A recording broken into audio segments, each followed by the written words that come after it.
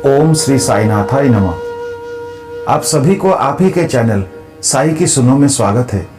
जैसे आप जानते हैं, आज जन्माष्टमी का उत्सव है। आप सभी को जन्माष्टमी का हार्दिक अभिनंदन। आप सब लोग जानते हैं, साई की सुनो चैनल पे हमने साई उपदेश का सीरीज शुरुआत कर चुके हैं, जिसमें से 2 भाग हमने आपके लिए प्रस्तुत कर चुके हैं। अगर आपने वो भाग नहीं देखे, कृपया ऊपर आई बटन पे क्लिक करके उसको देख सकते हैं। उसी कड़ी में आज हम साई उपदेश का भाग 3 आपके लिए प्रस्तुत कर रहे हैं, जिसमें बाबा ने पति पत्नी का संबंध क्या है उसके बारे में चर्चा किए हैं। आप सभी से अनुरोध है, कृपया इसे पूरी तरह से सुने। और अगर आप इस चैनल पे नए हो तो चैनल को लाइक, शेयर तथा सब्सक्राइब करना मत भूलिए। तो फिर चलिए श्रवण करते हैं साई उपदेश भाग 3। ओम श्री साईनाथाय नमः।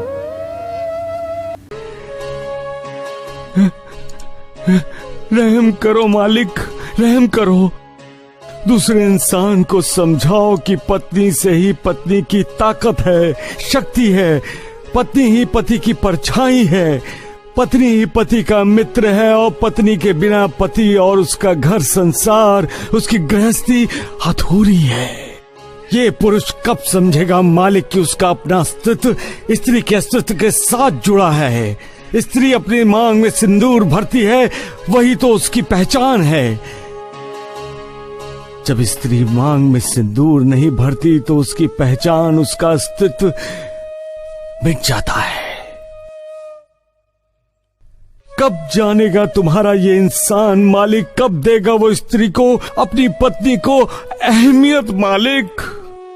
जो दुख में साथ देता है वही सच्चा साथी होता है। पति और पत्नी एक दूसरे के सच्चे साथी होते हैं। 2 शरीर एक प्राण होते हैं। पति पत्नी की आत्मा है और पत्नी पति की आत्मा होती है। जब किसी एक को ठेस लगती है तब दूसरे के मुख से निकलती है। मालिक जानता है कि उसकी अपनी बनाई दुनिया में दुख, दर्द, वेदना सुख से कहीं ज्यादा है। ऐसी दुनिया में कोई इंसान अकेला जिंदगी जी ही नहीं सकता।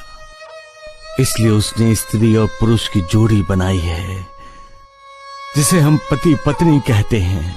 पति और पत्नी को एक दूसरे के साथ रहते हुए जब दुख मिलता है तो दुख की वेदना, दुख का दर्द आहत नहीं करता।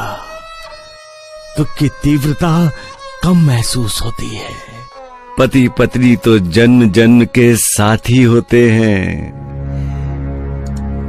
दोनों एक दूसरे को जन्म जन्म का साथ देने का वचन देते हैं। पति के इस वचन पर भरोसे पर ही तो पत्नी अपनी ससुराल में प्रवेश करती है।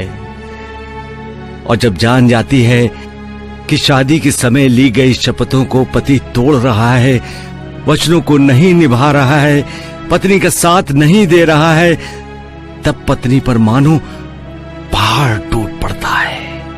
उसे लगता है कि सारी दुनिया उसके खिलाफ हो गई है। लेकिन यही पति जब अपनी हर शर्त पूरी करता है, अपना हर वचन निभाता है, पत्नी के हर दुख सुख में उसका साथ देता है, तब सारी दुनिया खिलाफ होने के बाद भी पत्नी का हौसला टूटता नहीं, उसका विश्वास डगमगाता नहीं। शादी के बाद अपना घर, अपना मायका छोड़कर पराये घर को अपना घर बनाने के लिए आई नई दुल्हन का ससुराल वालों को आदर करना चाहिए। उसे अपने परिवार का सदस्य बनाना चाहिए। उसके साथ बेटी जैसा व्यवहार करना चाहिए।